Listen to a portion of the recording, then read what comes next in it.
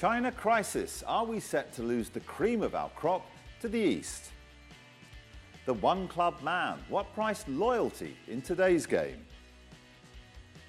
And just a day to go, which deals will beat the deadline?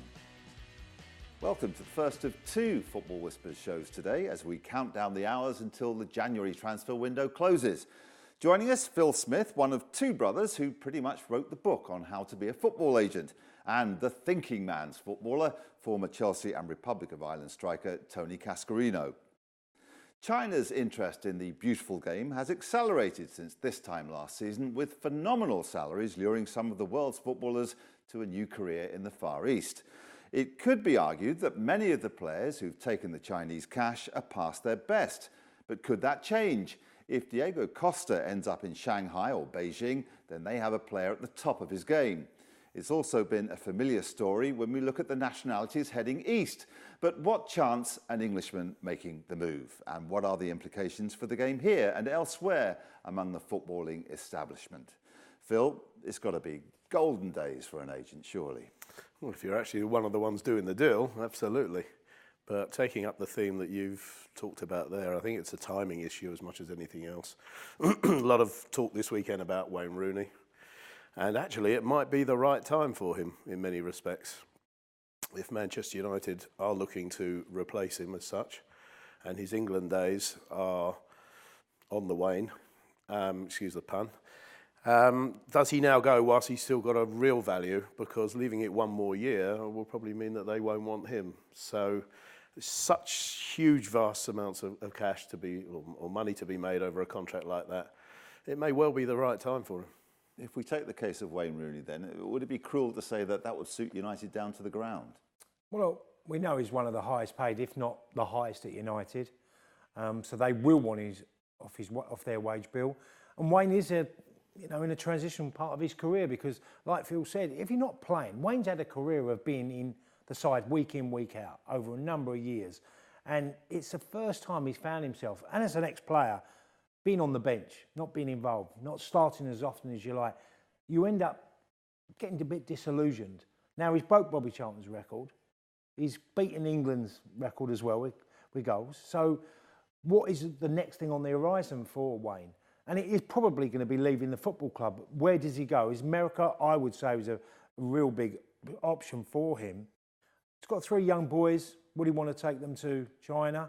Hey, if the deal's put around and makes him excited, he's going there and he might be the benchmark for Chinese football, where they take someone of the very highest calibre, okay, not in his twilight of his career, but pretty close to it. Yeah, we hear that Colleen has given him the go-ahead to take the whole family there, but it seems that money will determine whether China remains an attractive destination.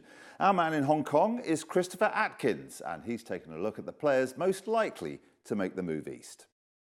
The emergence of the Chinese Super League as a major power in world football has surely been the story of this past transfer window. Oscar, Carlos Tevez and Axel Witsel are just three of the names to head east in the surge of riches over the past weeks and months. But who else can we expect to follow in the weeks before the transfer window slams shut at the end of February? One of the big names currently linked is Leicester City's Islam Slimani, who is reportedly a target for Fabio Cannavaro's Tianjin Quanjian side. Quanjian have already signed Alexandre Pato to boost their firepower up front, with Witsel set to dominate the midfield. But they're looking for a target man, and Slimani fits the bill. Another big-name Premier League striker who's been tipped for a move east is Wayne Rooney. However, despite Jose Mourinho's comments in his press conference this week, the Manchester United record goal scorer is unlikely to move this window, with no team currently looking for his style of player with the budget to make a move for one of the world's top earners. One of the most interesting transfers of the window could happen this week in the second division, where Shenzhen FC are linked with Colombia under-23 international Harold Preciado. The quick, athletic striker has an eye for goal. He was top scorer in the 2015 season in Colombia, and with youth still on his side, this could be a really interesting move in terms of his long-term development. Good news for Preciado is he'll be joined by Chinedu Obasi, former Schalke player who was at AIK in Sweden last season. lightning fast, he's recovered from injuries to show signs of his old form, and if he can link with Preciado, there could be real goals in Sven-Goran Eriksson's side. The final transfer we're going to look at is that of Davison. Alaves striker is linked with a €10 million move to China. Tall, mobile and decent outside the area, he's exactly what Chinese sides are looking for in their centre forwards. The only question is whether his asking price is going to put off the few suitors still in the market at the present time. There's just a few weeks to go, and we'll find out soon who are the last few names heading to China for the 2017 season. Christopher, thanks very much. Now, if clubs are going to spend or sell before the window closes, they haven't got long in which to do it. Here with the latest whispers is James Lorenzo. Thanks, Matt. Now, we've got less than 48 hours left of this transfer window, and there are still contracts to be signed and deals to be done. Scott Hogan has been linked with West Ham for what feels like an age now. He hasn't been below an index of 3 for over a week. But the two clubs have struggled to agree on a price. That might all change now, however, after the Hammers received a £25 million windfall from the sale of Dimitri Payet. Meanwhile, David Moyes is continuing his crusade to form an Everton alumni group in the northeast. Brian Oviedo is the latest to be linked with Sunderland. The left-back is on an index of 4.5 to make the move, probably as a replacement for Patrick van Aanholt.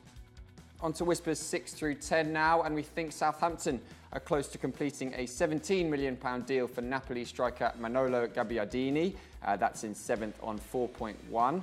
But my deal of the day today concerns the move of Craig Gordon to Chelsea. Now, Chelsea's goalkeeping situation has been a topic of discussion for much of the past month. We have picked up on rumours linking both Thibaut Courtois and Asmir Begovic with moves away from Stamford Bridge. So any deal for Gordon, currently on a 2.6, might be a good indicator as to whether either of those two will leave. That's all from me, so let's head back to the studio. Thanks, James. Tony just asked whether that was my son. That's why he's called the Thinking Man. Football Whispers uses state-of-the-art technology to give you the best guide anywhere to what's really going on in the transfer market. Here's how.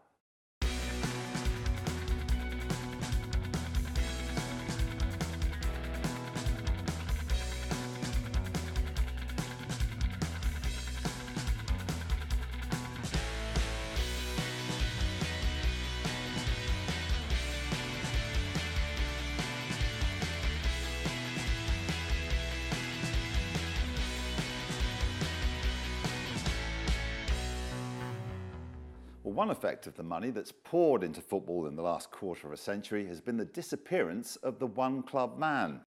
Does loyalty exist in the modern game, or has the lure of the massive paycheck given the one-club player the boot? It seems the days of loyal servants like Alessandro Del Piero, Matt Letizia and Tony Adams are long gone. Surely staying at one club nowadays means you have to take a hit in the pay packet. I have to say, Tony, you had 1 million clubs, so you can't really describe what loyalty is like. But in the modern age, when they're earning slightly more than you did, it must be a thing of the past, surely. Well, I never asked for a transfer in my career, Matt, so the clubs decided to get rid of me, mostly, or sell because they'd been offered a good price. It's very tricky, the way that football spread around the world. Is there going to be a player that's going to stay? Yes, there will be others, who I would argue maybe someone like a Harry Kane at Tottenham. You know, the Tottenham idea that they've created of getting everybody, young lads on long contracts, they might be able to get one through the line, but it's very difficult. There's so much options out there for many different players, and if you have any drop in performance, a club could go, we're selling him. You know, if your level just slightly is not what it was before, then clubs are quite readily, like sack managers, they're quite ready to exchange players or change and go for another player because as a performance, I don't think you can get away with 3 months of bad performing.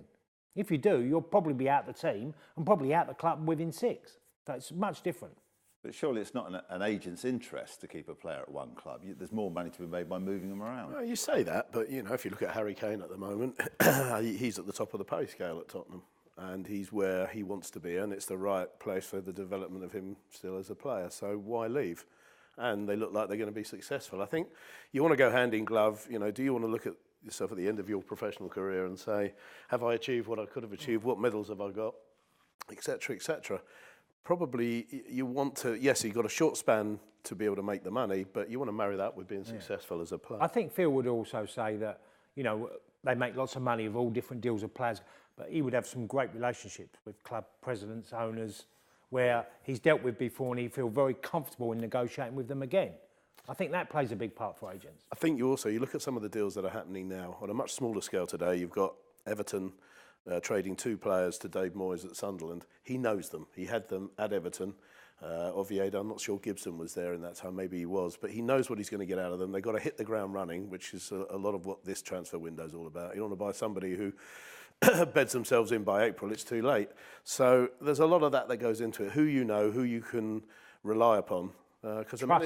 Trust, and you can't, a manager now can't lose 2 or 3 games on the trot, and suddenly his job's in jeopardy. So all those things come into it. You might look at the bigger picture, at somebody who's, you might take a gamble on, who represents, better value over a period of time, and then they got to look at the, what's happening right now, and then generally it comes around to that. Well, there is loyalty around, at least there has been in recent history. Steven Gerrard was a hugely successful footballer who never strayed from the first and only club he played for, bar a brief swan song in the States. He's now on the coaching staff at Liverpool, so could the one-club player become the one-club manager? The current incumbent thinks he has every chance. Yeah, we had a very, very good, very long talk together, and probably everybody in this room knows better than I do that he's a wonderful guy. And for me, it was only important to know what Steven wants, actually. And yes, he said he wants to be a manager in the future. So that's cool. And then I said, from my side, everything what I can do to make him, help him on this way, to make him the best manager he can be. I'm ready for this, and I would like to do it. And we spoke about different things, different options, and now he's at the academy. That's great for us, as for the club, but I think for him it's perfect because being a manager is a job you have to learn. Yeah, so he could be a Liverpool manager, Gerrard, but if things go on like they're going, he could be a manager sooner than expected. I think the bigger picture is for Stevie is being at the club he loves. He's had an entire career there, apart from the brief spell in America, and he's got to earn his stripes. And he's got to learn all the levels of football, dealing with the academy, then signing and buying. There's a lot to learn as a manager of a football club. And you talk to most of them, they'll tell you they're over everything. They're not just manager of the club, they're in charge of everything to do at the football club. And when it works well, everyone trusts them that they can do their job well. Stephen's got to learn all about that. And I think that's going to be the tricky obstacle. But Klopp's been around for so long and done so well at Dortmund. And hopefully for Liverpool, if he continues to do well, it'll reflect well on Steven. I think he'll take things from Klopp, how he's run the football club, take it on board, and maybe one day he will be a good manager. Well, for Gerrard, Reid Rooney, and Paddy Barclay was sitting in that seat not so long ago saying that he doesn't see Rooney as anything other than a manager. That's the route he wants to take. He could very well be a very good manager. He'll certainly have some very good advice from those who have been at the very top of the game. Be interesting to see how he translate that. As a manager, there's 2 things. I think you've got to have the respect, obviously, but you've got to have the dressing room. And as you would know, if you haven't, you're in trouble. And you've got to have the crowd with you. So it's a smaller picture, it's the bigger picture. But without having the dressing room, the crowd is going to diminish in terms of its support for you. So, and you've got to win. You know what Martin O'Neill says sometimes, you've got to win football matches. And really, that you get away with an awful lot if you're doing that. Analysts, recruitment, players, fans, media, just to name a few things, Matt, that you have to deal with. Yeah, and I do too, and I do it very well. So what's been going on in the last few days, last few hours, even in the time since this show started? Here's James again with a roundup of the latest done deals. Thanks, Matt. Now, one of the biggest moves of the window was actually completed just yesterday. Dimitri Payet finally forced through a move from West Ham to Marseille for a fee of £25 million. And the Hammers preempted that by spending £8 million on Jose Font and £10 million on Robert Snodgrass. Alongside Snodgrass, Hull also let go of Jake Livermore in the last week. Those 2 players brought in a combined windfall of £20 million. And the void left by Snodgrass has been partly filled by Lazar Markovic, who has joined from Liverpool on loan. Saido Berahino finally managed to leave West Brom some 2 years after saying he'd never play for the former chairman Jeremy Peace again. And Memphis Depay has been given a chance to kickstart his career at Lyon after leaving Manchester United for £16 million. They are the highlights for now. Don't forget you can stay up to date with all of the deals done as well as those still to happen at footballwhispers.com. Thanks, James. It's all part of the transfer window game for managers to don a poker face when asked about any comings or goings before the deadline. Here's Tottenham's Mauricio Pochettino doing just that as he explains that he won't be buying anyone before midnight tomorrow, unless he does. No. I told you from the first day, 1st of January, that we are not thinking into sign players. I told you, I remember too, if some special player be available, maybe, and it's a really very, very good option, but didn't happen yet, and not happened yet, and it's for that, for me, it's not impossible, because always 1% maybe can arrive in the last moment, but I don't believe that we will sign some player. So the top teams maybe aren't signing as much. I know you've got views on that, but Sam Allardyce says that you're more likely to see more action at the lower half of the table. He's just got Van Aanholt here for 14 million. And I also hear that Sunderland are going to be spending big this window. Well, it makes sense. Those are the clubs that need to have an immediate injection of something that's going to help them push on and get the results that they need sooner rather than later. And again, it shows Van Aanholt, flourished under Sam, I think, at Sunderland last year, and has been through the self-same thing, and he believes he can replicate that a year later. The Sunderland situation is probably more about who they can get in with what they're given to play with financially. That's a hard job. I mean, we'll see how good a manager David Moyes is, and he is a very good manager if he gets them out of it. Top six clubs not really taking advantage of this window. No, we could argue that Arsenal have got well back, haven't they? It's like a new signing for them. Uzis has come in at Man City. He's been there for a while. That's like a new signing for them. Chelsea are top of the league and don't really seem to be that interested. Craig Gordon, second goalkeeper, coming in. That's not really a major transfer for that football club. Liverpool, very quiet. United done so much business by getting players out. I think they're overpricing players as well, and I think that's a big obstacle where if Man United go after an individual and they say, well, okay, what's the fee? Well, they've broken the world record fee for players, so everyone's adding on a big percentage on players. So, no, I don't think the top six clubs are going to do much. But we just listen to Poch.